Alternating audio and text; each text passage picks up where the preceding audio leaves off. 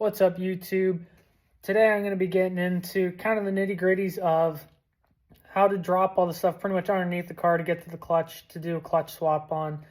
Veloster N should be compatible with the Elantra N as well. Pretty much I've already done it, at least for the most part, if it works. So I'm just kind of like walk through the points, kind of point out everything. Nobody's really done a comprehensive video on it yet. So I figured just trying to get like a good guide, good timeline on everything, like do this first, this is what you need to do, this is how you separate that, etc., will be pretty beneficial for a lot of the backyard mechanics that are just out here trying to do stuff on the cheap. So when looking to do a clutch, there's multiple options on the market right now. I ended up going with the Uniclutch. I got the sport model. So they have like a street, sport, and track, all rated for, different torque thresholds. Heard really good things. Hoping that it comes true. The X clutch, pretty common thing that people have been using, that people have been buying. So they have like the stage 1 and stage 2. The problem with the X clutch I've run into is the stage 1 is only rated for like 440 foot-pounds of torque, and any of these aftermarket clutches, the slave cylinders just aren't that great. And I don't need 900 foot-pounds of torque for what I'm doing for this car. And if I had a dedicated track vehicle, that's a different story. There's also the Seiko. I don't even know if they're still making them anymore. It's like the cheap Korean version of the X clutch. I think there's one more other Australian brand that I believe the N driver KG that he used for his car. What's nice about the Uniclutch is actually I saved a good amount of money, because one thing with the X clutch is it does come with, the lightweight flywheel. It comes with the slave cylinder. Anything that you could possibly need, it comes with. So the Uniclutch, you're going to get just the core itself, and then you're going to get the proper fitment kit for it. And while you're in there, you might as well buy an OEM slave cylinder to replace it while you're in there, just to make sure everything, while you're in there, do it. I think everything total that I did with shipping, tax, everything to the door was like 800 some bucks for everything for the Uniclutch. The X clutch, I think everything would have been like 1,500 or so. So that's just like one thing to weigh out if you guys are still deciding on what kind of clutch you want to go with. With that out of the way, let's start looking at how to get that bad boy out. So I started here on the top part of the motor, which is hence why I'm finishing up here. Different things that you want to get out of the way first. Like obviously, like whatever intake that you're running, you need that out of the way. You're going to pull the battery tray, the ECU. If you're looking for like a how-to on how to do that, I believe like Boomba or whoever does like the different brackets for the shifter linkage, all that stuff down there.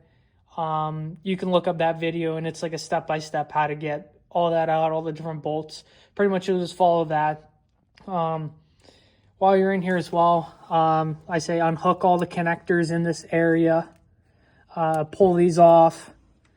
If you're feeling real frisky while you're ahead, you can pull the battery ground. You're able to separate off this clutch line. This is actually like pretty easy. You'll pull up on the pin there and pop it out. That one's pretty simple. You might get a little wet, might have a little drippage there. So depending on where you're at, maybe put down some paper towels. One thing I'll mention here with this bracket is that there's 2 trans bolts to hold it in. I'm kind of an idiot, and I took this whole bracket off by taking these bolts out. But I think that you're pretty much able to get all these other fittings off and keep the bracket on. So whenever you drop the trans, you don't have to loosen the factory trans bolts.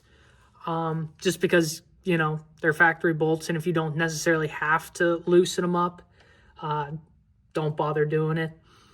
I did, and I doubt I'm going to run into any issues with leakage or anything, you know, down the pipeline, but it's better safe than sorry, in my opinion. Another thing up here that is going to be kind of a bear is, it's kind of hard to see from this point of view, but there's a canister. I'll go underneath and show you, but there's that canister right there is kind of a hassle. The other thing that you're going to look at is this line. If you can see, kind of lines right up with them bolts here going into the transmission. Whenever you try and put that back in, it is not fun. So this just comes off, like you can just pop that bolt off, and you kind of have enough wiggle room once it's separated off of that canister down there to push it out of your way so that it isn't impeding putting the transmission back in. So just getting this stuff separated on the top for now because you're already in here. We'll do some more up top later, but for now, let's move on down below. So this here is the canister that I was referencing earlier. There's a clip here, a little over here, a little pull out. And then you got bolt there, that comes off. And then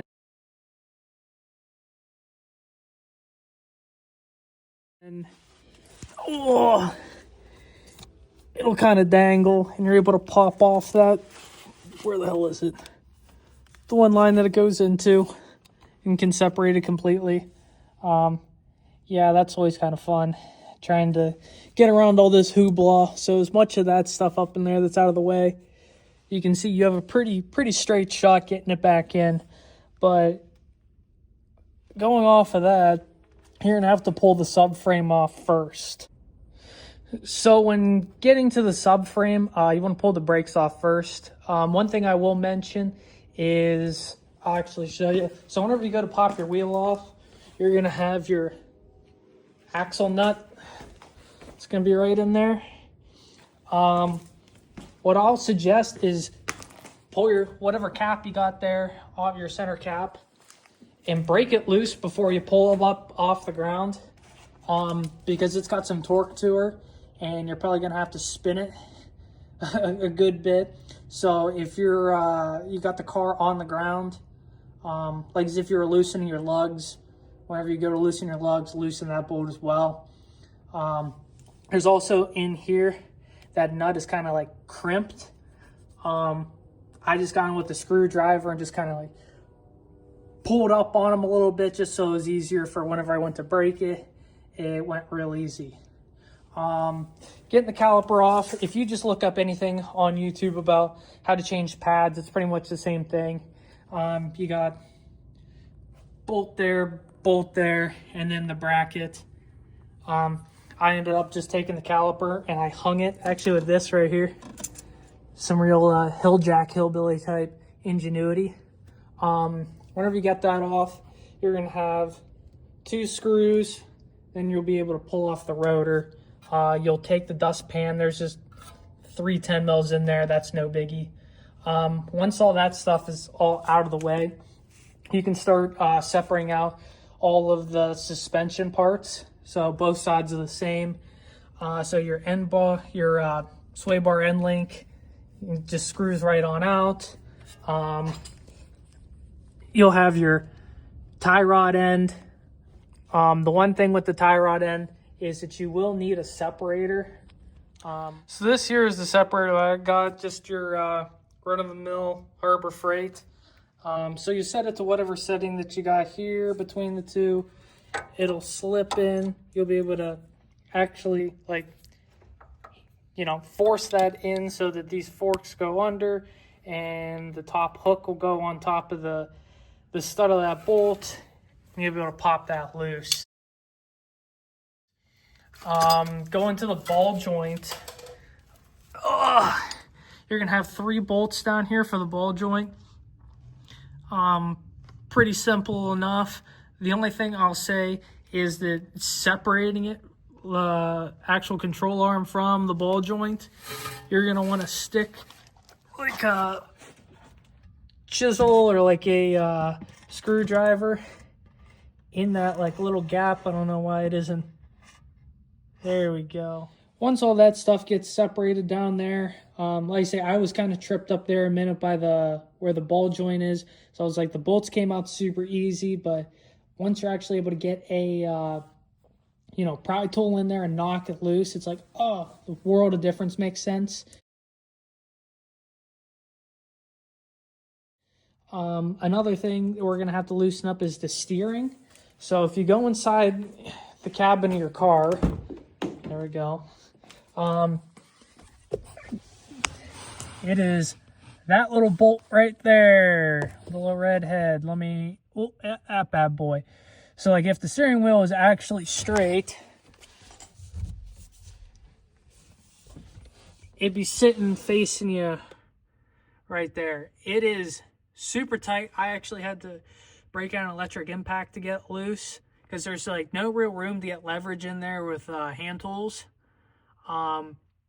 That's definitely something that you're going to want to break loose before you start trying to pull the subframe down. A mistake I made, so that's why I'm making this video. Coming back up here, one of the things that we'll have to disconnect from the subframe and what's connected there will be, the steering rack, is the electrical that's running in there. So it's going to be this bad boy right here. It's actually super simple. You literally, it's like the ECU where you just pull back on this and it automatically like already pushes itself out. So that's what you want to pull off before you start dropping anything, because you don't want to put strain on that. FYI, filming might get a little tricky while I'm down here. Clean that up. So you're going to pull your lower motor mount off. Just them bolts right there. So you got a bolt on this side, bolt on that side, and then your through bolt. So you'll pull that off.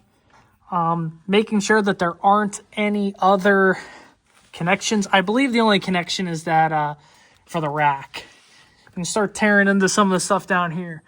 So these little like wings, as I kind of like to call them, they're like subframe holder joint. I don't know. They're just like little wings down here. So all of these, and then all those, pretty simple. That comes off. You can pull this off as well, because up in here's where your downpipe and the hangers are. So you can pop those hangers loose. This out of the way pretty easy. Get the hangers or the little wingies out of here. And then you can start looking at dropping it. So the bolts that, the bolts that you're going to use, you're going to loosen that guy up there. There's the same one over on the other side. And then actually underneath this little, where the wing is, there's a through bolt that goes the whole way up into the frame. You'll pull that out. So it's the same on both sides.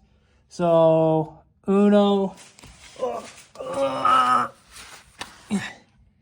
dos.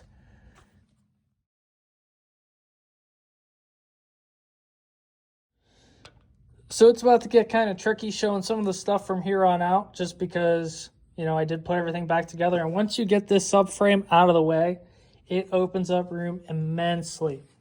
So one of the things before you want to start looking at the limited slip, because that'll be next on the agenda, is getting this hot pipe out of the way. So if anyone here has ever done the turbo swap, you know exactly what I'm talking about. There's just two bolts where it hooks in up to the turbo up top. But pretty simple. It's pretty open whenever this monstrosity is out of the way. I don't even know if I can get a good shot of it in here. But that's pretty simple and disconnected from the rest of your intercooler tubing. And then from there, when looking at the E-LSD under here, you have up behind, let's see if I can stick the phone up there. Oh, okay, so you got a nice little bracket in here, and it'll bolt to the frame. You're able to take all that stuff out and get that freed up on that side. Whenever I did this, I kept the axle and the electronic slip together. I didn't separate them. I was able to manage that, and it worked out pretty nicely. But there is 3 bolts that hold it up in somewhere up in this vicinity. I can't quite see it, but it's pretty simple once you have the subframe out of the way to see. Before you go and start separating all this, one thing that you're able to do is once all this is separated, you got all your suspension stuff out, is that you're able to loosen the shackles. So I ended up like just loosening the top and keeping it in, and then I completely undid the bottom, which would make this swing out. The one thing I will mention is this little speed sensor here. It's like a little 10 mil or something. You know, just pop that out, pops right out. Keep that out of the way, so you don't put any sort of binding on that wire when moving it around. In that case, this half shaft will literally pull like right out. As soon as you're able to get this whole, once you can get all this over here to swing forward, which will literally at that point just be this shackle and what's in the ball joint, you're able to get that to move forward. The splines here will, you know, stay in place and will slide out, and shazam, that'll be out. You can kind of do that as you want. I can't remember exactly if I pulled that out first or if I kept it in here loose and then separated the electronic slip. Just because you don't want to pull that out and then have this fall and hit the ground or put a bunch of stress on all this stuff in here. Maybe you can see that bracket from in here. Who knows? So I kind of liked keeping it in this assembly but loose so that when this whole half shaft moves, like this will swing and you'll kind of catch it. So the actual limited slip itself only has like 4 bolts or so. 1, 2, 3, 4. And then you got 2 different clips in here. I can't get in to see the back one, I don't think. Oh, there she is. So yeah, you'll have 2 different things to unclip from here. I say once you get that out, you know, it'll be kind of stuck a little bit, then it'll out on your head. The one thing I will probably say to do before dealing with any of this stuff around here is to drain the transmission. I got puked on because I did not drain the transmission. Regardless, you're going to lose fluid while doing this, so might as well do a swap. You're already down here. You're already doing it. You know, it is what it is. Drain plug, and then the side plug to fill it, this guy right there. But for the time being, I would say definitely just do a grease swap. Unless you like wearing it, and then you're just going to have to do it anyways. So might as well just do it. Moving on from there, once you get the electronic slip, your limited slip out, and obviously like this is in here, you're just kind of left with like the trans. And one of the interesting things is one of the bolts for the trans is actually hidden by the limited slip. But you can kind of see all the others. There is one down here that's a bare. This little bolt here, like this thing will slide out. It's like a metal gasket. It's pretty interesting. You're able to get that lined up from the top. There's another little hook up there, bolt hole for it that you could put it onto the actual bell house or onto the engine itself before. Put it onto engine itself before you try and line it up and fiddle with it like I did for 10 minutes trying to get it to line up. Regardless, you can see 2 bolts up in there, and then you have your starter up there. I'll show you the ones from the top, and it'll kind of start to make some sense. So up top, from what you can kind of see, there's not really anything down in there because that's dealing with the top of the limited slip. And then you can see where you actually got your wires running. I may or may not have broke a tab down there. Don't hate me. And then behind over here, there's another clip where that wire hooks into, and that's connected to both of them down there, so you can get two birds stoned at once by taking care of that. Your other bell bolts, you know, you got a few here along the top. The one thing that blew my mind, because I'm an idiot, is them two right there. Come on. Those two right there. If you look at it, well, actually, it's the one underneath. Shit. It's the one for the starter.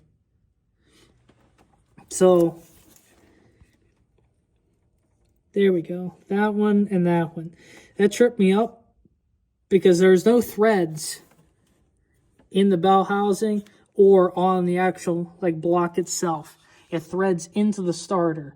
Well, whenever I pulled that out, the starter fell backwards, and I'm like, where in the hell did these bolts go? And then I look back in there, I'm like, oh, the starter, I'm an idiot. So just keep in mind that there is a starter back there, and that's why there's two extra long bolts that fit, you know, much longer than the others to fit into the starter.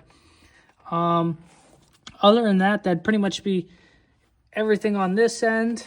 The other thing is getting this motor mount out, well, trans mount.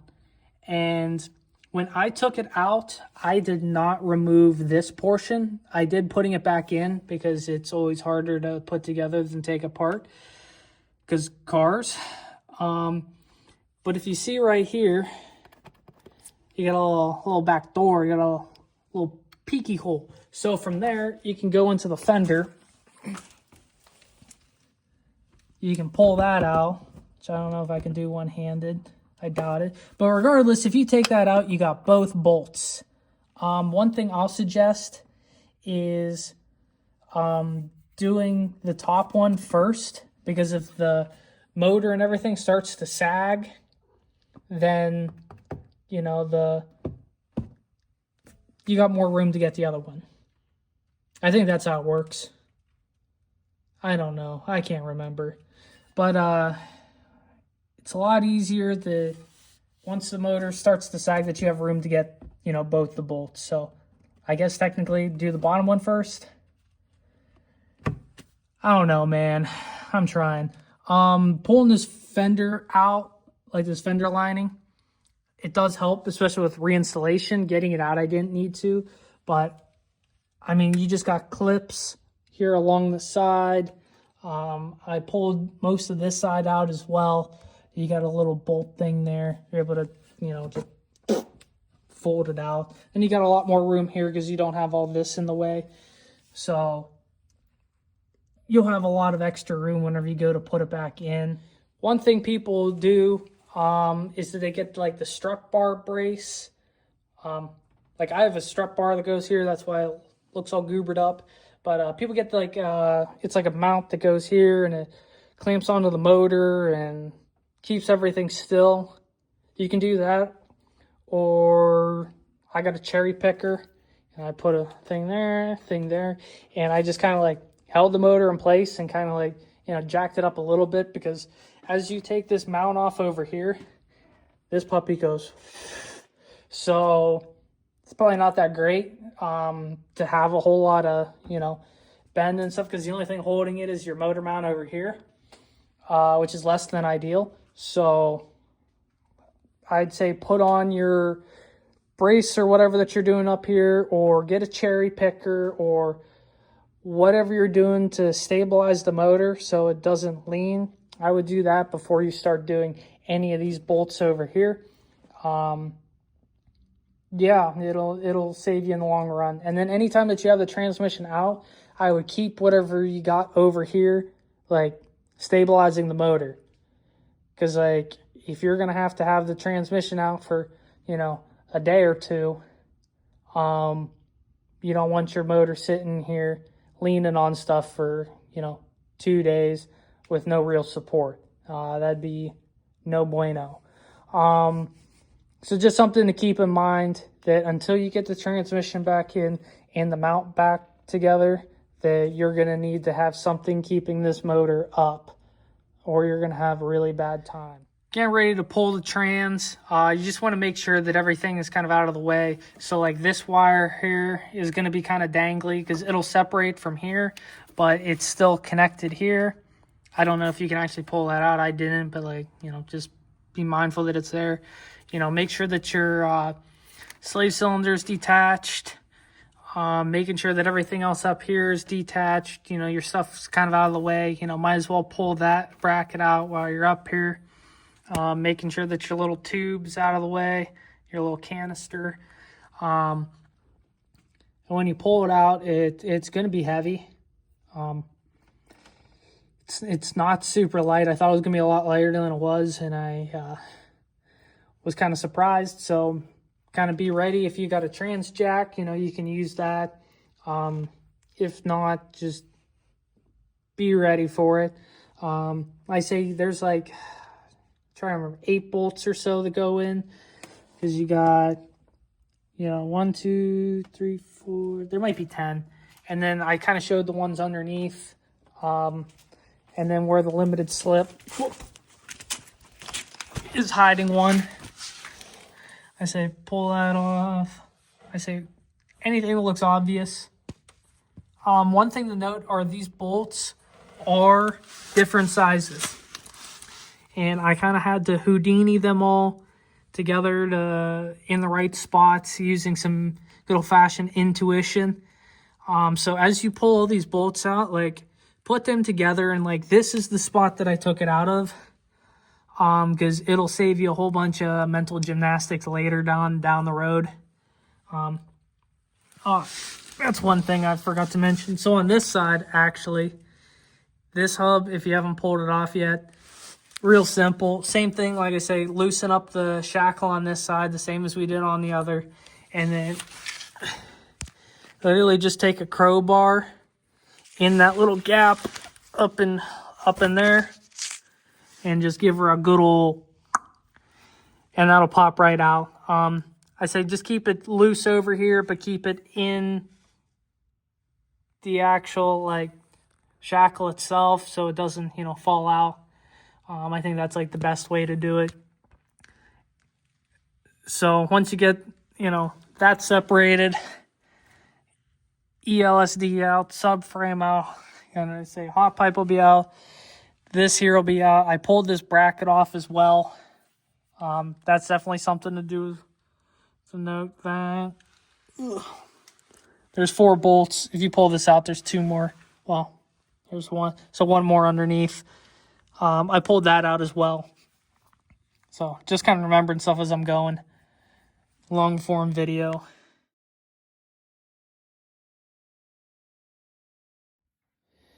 Once you get the trans out, and if you don't wear a gallon and a half of trans fluid, you can bring it over and easily pop off the slave cylinder. It's pretty simple. This was the factory one that came out of it.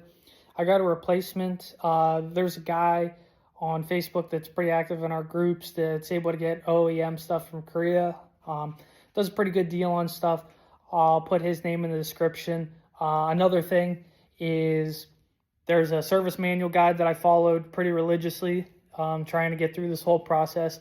I'll link that as well. I'll try to put any like that earlier stuff that I didn't show, like how to remove the battery tray and stuff like that. I'll try and throw that in.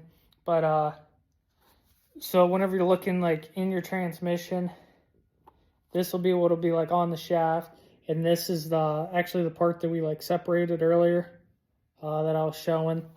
There's just, it's a nice sound. But yeah, that's where that other looks like one of these, the clip was riding right in there, and I'll pop it right up, and then later we'll use that for bleeding, and then that little nipple right there. God, this is complicated. But it's super simple whenever you get down to the slave cylinder. It's literally just 3 bolts, like 3 10 mils, like real simple. getting into the uniclutch stuff, I'm not going to do anything like super specific because not everybody's going to get uniclutch. But this is the point where, like, oh, you get like a nice little fitment kit. Ta-da! And you can see all the stuff that I used because, like, they have a good amount of variety for them. So you should be able to put like that core in like a very large amount of vehicles, large array, and then choosing the stuff out of here will kind of get you to your exact make and model. So yeah, I'll see how that goes. The other thing is, so whenever you get like your OEM clutch out, like you'll have your clutch disc, and then you'll have your actual clutch. See, it don't look that bad. I can drive stick. But you're going to have bolts going around, I think about 6 of them. You'll loosen them up and it'll just fall out on your head. If you're doing a factory like OEM swap or anything like that, I would highly suggest to pull the flywheel off and get it machined. It's kind of like doing brake pads without doing rotors. And then this is a pretty big project, so last thing I would want to do is having to do this like, you know, every couple years. That would suck a lot. But if you're doing like the X clutch with the flywheel and everything, it looks like there's a couple Torx bits in there. It'll be in that service manual link. Because obviously I didn't take mine off. The uniclutch will mount to the flywheel.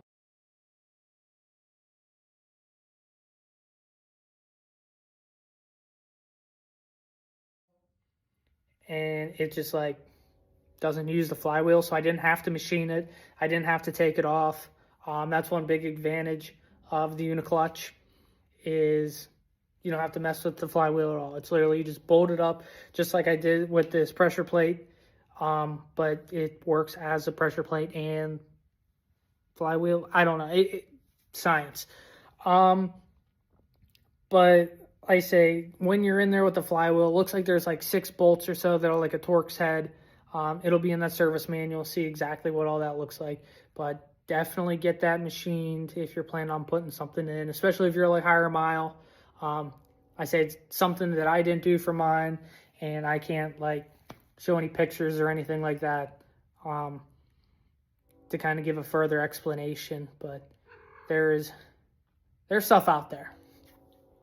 So when you go to put the transmission back in, after you got your slave cylinder in there, you got your clutch mounted up, everything torqued to spec.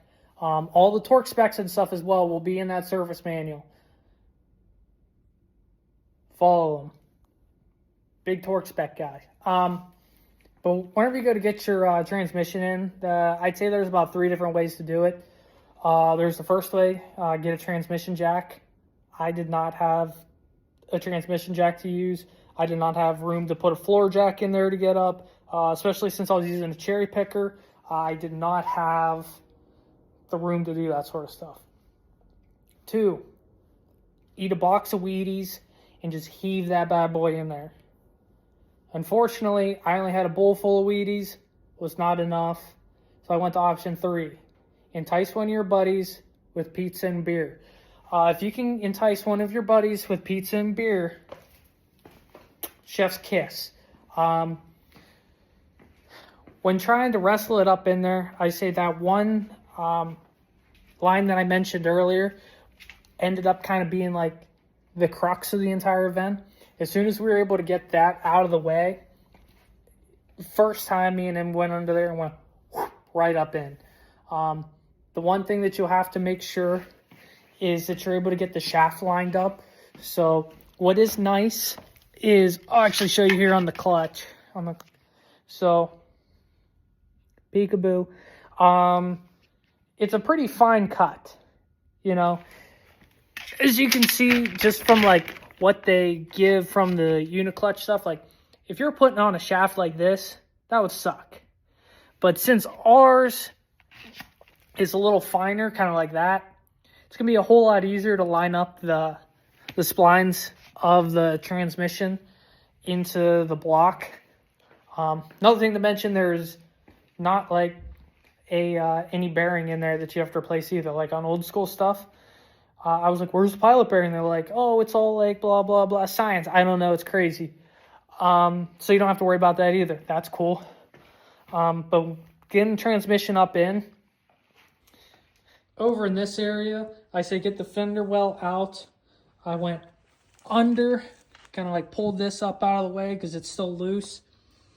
Get up under, heave it up, and then try and on that spline. So it's kind of nice to have somebody else here. One, if you're doing it like on the ground, I need somebody to roll it up on my gut. Once I got it up on my gut, I was able to kind of heave it up in, and then having somebody either up top to kind of like guide it as much as they can, because there's no whole lot to grab onto besides the linkage, which is, you know, not ideal. But as soon as you're able to get that on, I say make sure that that metal gasket I was showing earlier is lined up. There's fitment holes in there. It's pretty obvious once it's like there. And there's also like little ears. I showed the one ear that was down here. There's another ear up in like that corner that would be like over yonder. I say you can fit that up. So map out exactly where all of your bolts are, put them in the same spot, and then I say just kind of reverse order exactly how you went about it. And, you know, refill the transmission. I showed the psych plug on there. When you're doing the transmission, you're going to want to, let me actually grab it real quick. So you're going to use this stuff here, which is pretty much the cat's pajamas when it comes to, well, just Redline in general. Anytime that you're dealing with any sort of like gear oil, grease, etc., etc. And then for our cars, like that right there is what you're talking about. The other thing is you want one of these pumps. So you can stick this end down in, and then you pump it, and then put that in the sight hole.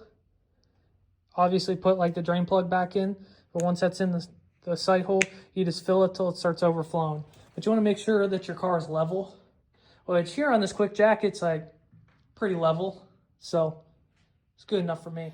Pretty much everything else from here kind of is like reverse order of taking everything out. I say it's kind of tricky getting the LSD in. You got to get that lined up on the splines as well, just like whenever you go to put the trans in. So if you ever get that lined up, slip it in, and you can bolt it back up. The one thing is the half shaft over on the driver's side. So that half shaft, you got to kind of put a little mustard on it when you go to pop it back in. It doesn't feel like it wants to go back in, but if you give it the beans, it'll go. Other than that, I mean, everything's pretty much like in reverse order. So when I did the subframe, to put the subframe back in, I brought it over on a jack, and I used a piece of wood to get a little bit more area. I was able to put it up, and I kind of just like ran a couple threads just to get it like onto the frame. I was able to put all the suspension on. I was able to go inside the cab and actually get like the steering hooked back up, make sure the torque spec everything. If you saw while I was under there, I have about 100 gallons of anti-seize. So if I decide to blow out another clutch, then shouldn't be that hard getting the stuff apart. One thing I will mention in here when dealing with so the tie rod end link, or the sway bar end link, in behind, if you can stick a spanner wrench. The only thing I had was like an 11/16 to fit like pretty decent, but you'll need to put that in there to tighten this bolt, otherwise it'll just spin the whole thing. Same thing with the tie rod. So you can fit like, I don't know what this is, maybe like an 8mm or something. You can put something on there and then tighten this down here with a just an open end wrench or box end wrench. Until it gets like pretty snug, and then you're able to torque that down appropriately. Full disclosure, putting everything together, I did end up with one bolt. No idea. No clue. Asked everybody. Everyone was like, oh, it's the hold down for the battery. or not the battery, for the ground. And I'm like, well, I already got one there, so like that can't be it. And then, like I say, it looks like a bracket. It's just like a real small sort of, I don't know, people were saying like the fuel line thing over here and something. I don't know. I haven't figured it out. So if I figure it out, I'll like add in the comments or something, or if anybody's able to figure out where exactly that comes from. I don't think it's important, but my life. So getting to the bleeding process, I have not actually gotten there yet.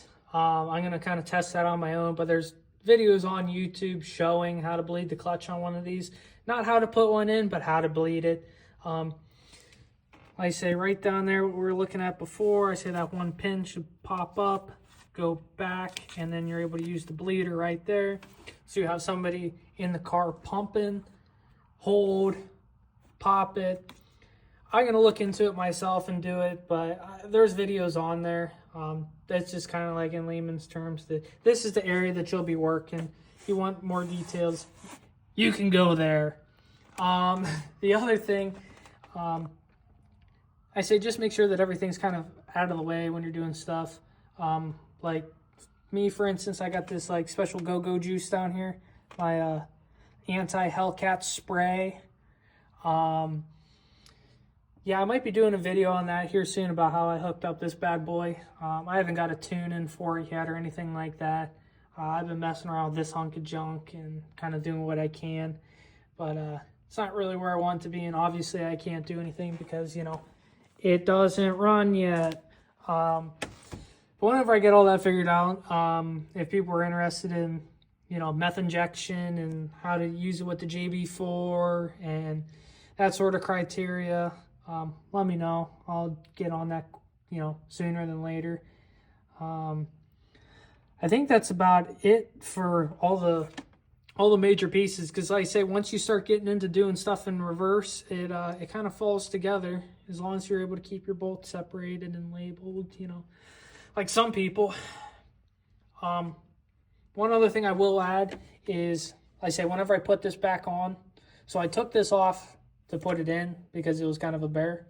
It kind of sucks. So if you don't have to take it off to get it back in, like, more power to you. But it definitely was not fun, because you got the 2 bolts here, which, like, you can already tell that's fun. And then you got 2 in the back, which you got to do from like underneath. And then whenever you go to put this together, I made sure to jack up on the cherry picker, because with the amount of weight that was on this, and then with the combination of the transmission being thrown on over here, the engine started to, so I jacked it up a little bit more in order to keep it level. Went under here and put 1 bolt through. I put the top one in first, because it'd be easier to get that lined up than the second one slip right in. Then whenever you have that together, you can take apart whatever assembly here. You can get your cherry picker out of the way, all that fun stuff. And that's when you can get into, like, you know, the LSD and the rest of the subframe and all that fun stuff. But yeah, I do have a couple pictures from the job. I don't know if I'm going to throw them in this video or not, or if I'm going to have a voiceover or throw them in some random area or not. I don't know. I've never done YouTube before, you know. I'm just a hillbilly out here with Harbor Freight tools trying to do a clutch on his car and show other people that, you know, aren't trained mechanics on how to do stuff on the cheap, because to hell with going to a shop and, you know, paying $3,000, $4,000 to, you know, for labor and materials to get a clutch done. Yeah, figure I may not have done everything, you know, by the book to the T. Trying to give out pointers where I can. I'll try to add everything that I'm able to make the experience as streamlined as possible. Like I say, you'll probably need like a little bit of mechanical background to take on this job, I would assume. So I think that this kind of gives a good outline of, you know, where to start, where to go, instead of just kind of being completely lost staring at it like a complete idiot like I did the first couple of days. any questions or anything, you can, hit me up on here. I don't know how often I'm going to check it. You can find me on Instagram, NDA Racing. I'm on the Facebook groups. Throw out some questions there. There's some good people in them groups. I had help from people from them groups doing this and many projects prior to, so don't be afraid to reach out. There's plenty of people there to help. I'd like to say that we have ourselves a pretty decent community across all the N models especially. So if there's questions to come up, there's somebody here that's done it or they know somebody that has. So on that note, I'm going to dip on out of here, drink a couple beers, and call it an evening.